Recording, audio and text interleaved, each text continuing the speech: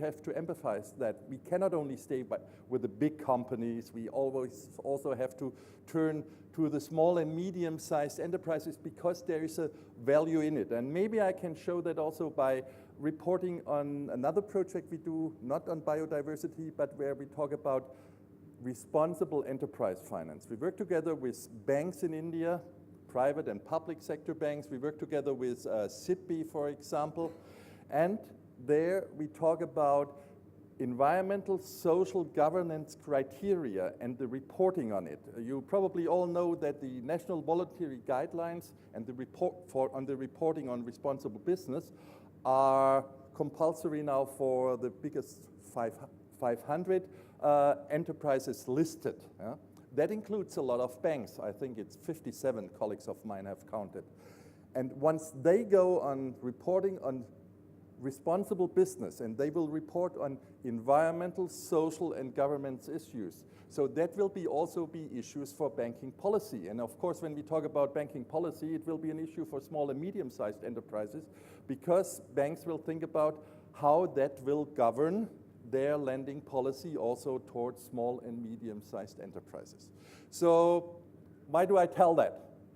Not only because we work on this project and we developed a catalog on how to report on it, we also work on a toolkit for banks how to assess risks like that.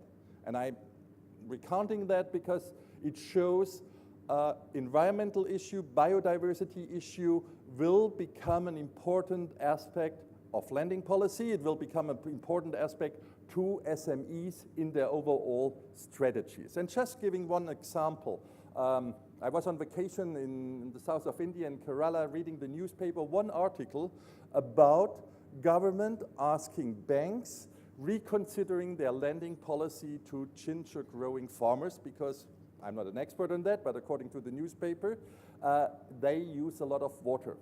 Drought stricken, water levels very low in Kerala and other countries, other states of India as well.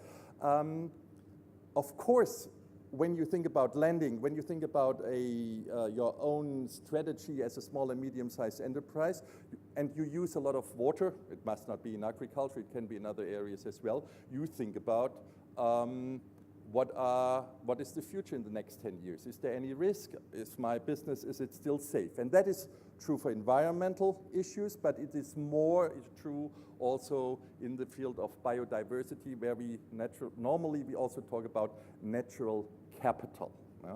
So, having tried to make this point, this is to report that we work on different areas, GIZ with CII, with other ministries, with the banks together, in this field of environmental social governance reporting, in social governance and environmental issues, and biodiversity is a very important one. And how to deal with this, I hope we can show today and see by our experts what are the steps to integrate biodiversity in the strategy of small and medium-sized enterprises, how to realize the potential, because I think it's not a risk, it's really a chance.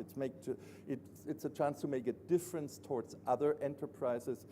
We have heard already, it's a chance to stand out in a supply chain, because I'm sure large corporates, when they have a small and medium-sized enterprises supplier, for them in future, when this large industry is asked for the small, they will ask their suppliers in the small industries as well. So I think this is an important topic we deal together in this afternoon, and I hope we will also find a few instruments, a few ways how to deal with this issue, and I hope that will be a successful and enriching afternoon for all of you together. Thank you very much.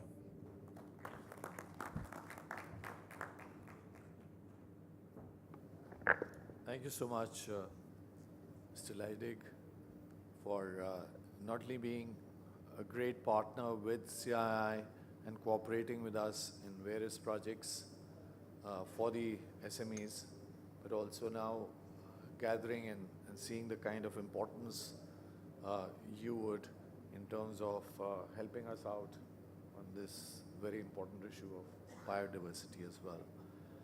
Now, may I call upon Mr. Brouwer from Netherlands who is going to talk about the 10 steps for the SMEs to address this very important subject of BES. Okay, thank you, Mr. Chairman. Thank you, CII, for the opportunity to share some of the experience that we have in the Netherlands. My name is Wijnand Broer. I work at a consultancy firm, so we're at a global exhibition of services. Well, I'm a walking service, you could say. We've been working with IBBI, the India Business and Biodiversity Initiative, since 2014. Working with them also to see how can you work with companies on a topic like biodiversity. Biodiversity for many is something which is out there in the policy area. It's kind of a vague thing. It's something that is in a zoo or in a nature reserve, but it is not being seen as being part really of society. And I think at the beginning I should stress it really is part of society. I have a small presentation. Let's see if it works. Maybe you already saw there's a poster at the back where you can also see a picture which you will also find in the publication that you have in the bag that you received. And the publication is about the relation between small and medium-sized enterprises and biodiversity. If you want to work with small, medium-sized companies on biodiversity, you have to make it very practical. And when we talk about climate change, everybody understands that energy use, reduction of energy use, will contribute to halting climate change. But what do you do with a topic like biodiversity? When we were developing this publication and also the step-by-step approach for an SME, we used the experience that we have in the Netherlands with the help desk on natural capital. And you see it over there, it's in Dutch, you can read it. And natural capital is basically the biodiversity 2.0. It all started with discussions about biodiversity, and slowly the last few years it has changed in the direction of talking about natural capital. And why is that? Well, basically because there's a growing awareness that biodiversity has a value. And biodiversity also has a value to companies. You have social capital, you have financial capital, but you also have the natural capital that you need to work with. And it's the large companies that in most cases are the front runners and understand the value, which will have implications for their suppliers, because large companies may set requirements for them.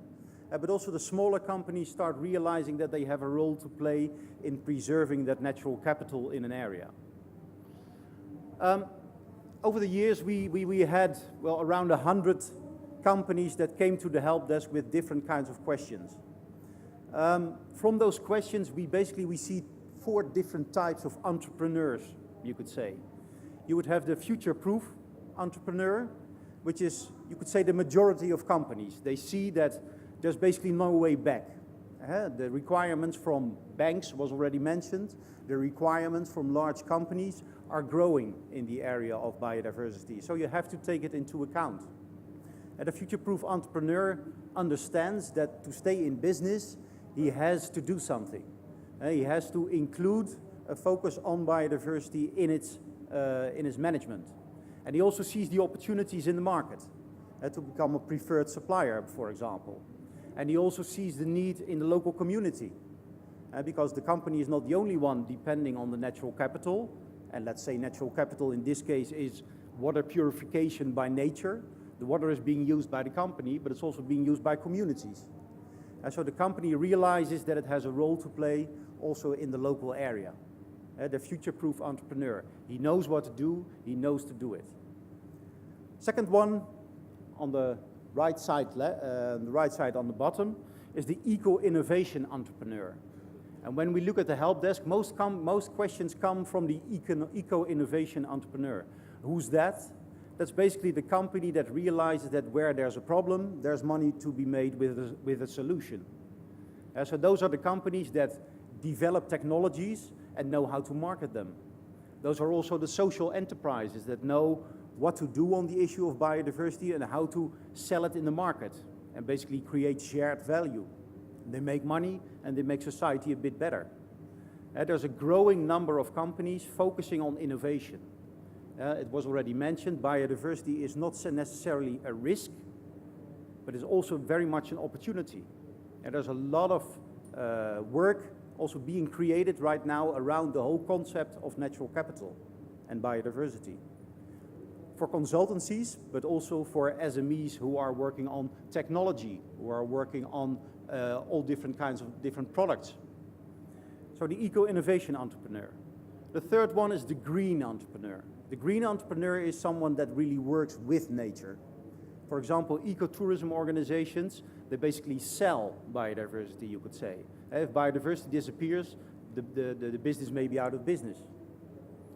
Yeah, other example might be someone who sells plants or things like that. They have a direct benefit, a direct business case of preserving biodiversity. The fourth one is the knowledge partner, that's me. And that's many of the consultancies. There's a growing amount of work for knowledge partners and for service providers around this whole area of biodiversity and natural capital. What you see here is the picture of the city. When you're talking about energy use, they're talking about smart cities. Well, if you're talking about biodiversity, you should also talk about smart cities. Biodiversity also provides a lot of services that we use, be it economic benefits, like for example, higher biodiversity improves the yield in agriculture as an economic benefit. Social and health benefits, the air pollution maybe in Delhi, trees actually also filter the air, so a social and health benefit. Benefits for the urban environment and benefits for nature and humans that live in that nature. There are a lot of benefits being provided by biodiversity in an area, be it a city or be it a rural area, for example. It also means that if you want to preserve this biodiversity, if you want to keep the ecosystem service capacity in place in a city and in other areas, you will need to cooperate in that area. And what we see in the Netherlands, that a growing number of municipalities, for example, are working together with SMEs, with bigger companies, with NGOs, with government, to create projects and programs where they really stimulate biodiversity and create the services that they want. They're not looking at reducing the footprint, but they're trying to dream where do we want to be in 30 years' time together, and what kind of services do we need for that, and to get those services, what biodiversity do we need for that? That's the way they think. And that's really growing at this moment. And there's some trends that really also enhance this trend. Circular economy. I'm not sure if in India circular economy is already a topic, but in Netherlands and Europe it's booming. The city of Amsterdam wants to be a circular city, for example. What basically means there's no waste anymore. Waste is being used again, recycling, reuse, but also things like dematerialization. You can lower the temperature by producing a refrigerator or by producing other kinds of products, but you can also use biodiversity like trees to lower that temperature. So using nature to create the services to cope with some of the challenges that we have. Climate adaptation is another good example of that. So circular economy, bio-based economy, moving away from the non-renewable materials to the renewable materials. Things like green infrastructure and building with nature, really using nature to create the services you want. And all this is being done in a landscape approach. In the past, sustainability was about sectors, was about companies. And now more and more sustainability is about regions, it's about landscapes, it's about cooperation. And SMEs have a very important role to play because they are a large part of this whole community. Some examples of the help desk, very quickly. What kind of questions do we get? What kind of questions do companies have? They're not all small, medium-sized enterprises. You see DSM over there. Question that they had is, well, we report on all kinds of environmental data like emissions.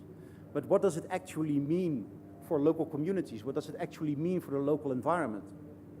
And by linking emissions to ecosystem services and the people that use those services, that's really moving away from